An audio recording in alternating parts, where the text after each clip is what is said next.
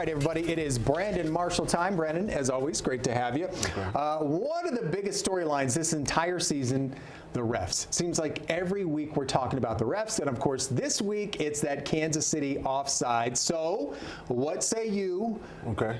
Penalty, no penalty, should have been called? That's a penalty.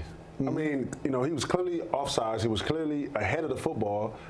And to be on the ball, right? First of all, receivers usually check with the ref, right? They're supposed to check. Right. And then all you have to do to be on the ball, considered on the ball, is just break the plane of the hip of the center, right? Which is why all the offensive linemen, right, they're typically just slightly behind the center, but they break the plane. The receiver, if you watch the play on the other side of the formation, was on the ball, but he just broke the plane. That's all he needed to do. So for Kadarius Toney to be that far offside in that pivot of a moment is an issue.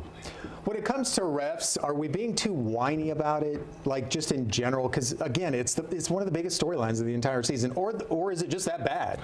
I mean, to be honest, me just being in the game for years, it's going to be winding year in and year out. The refs are only human. Now, there's a lot of conspiracy theories about, do they have sides that they're choosing? Do they kind of cater towards certain players, like a Tom Brady? Sure. Is Mariah's guy, Tom Brady. Is Patrick Mahomes the new Tom Brady when it comes to that? Maybe. But, look. He didn't get the call. We're going to whine. We're going to whine. And there is bad officiating, but at the end of the day, they're only human as well. I want to ask you about Dallas.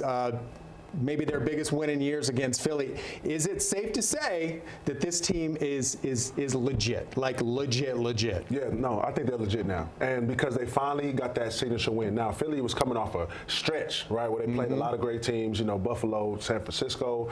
But in the fashion that Dallas won, right, they dominated. And they single-handedly really, I mean, I'm not going to say it was as bad as San Francisco beat them, but they beat them pretty bad, right? So with that boost the confidence and the morale in that locker room, let them know that, okay, we are here. And, to have 10 wins, I think Dallas is absolutely a contender.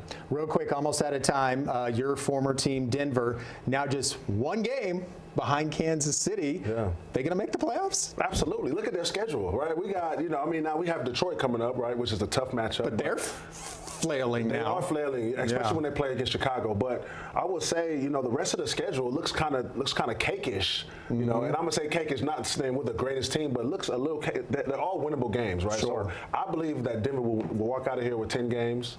They'll win 10 games, wins. and I think they'll absolutely make that 7th spot in the playoffs. All right.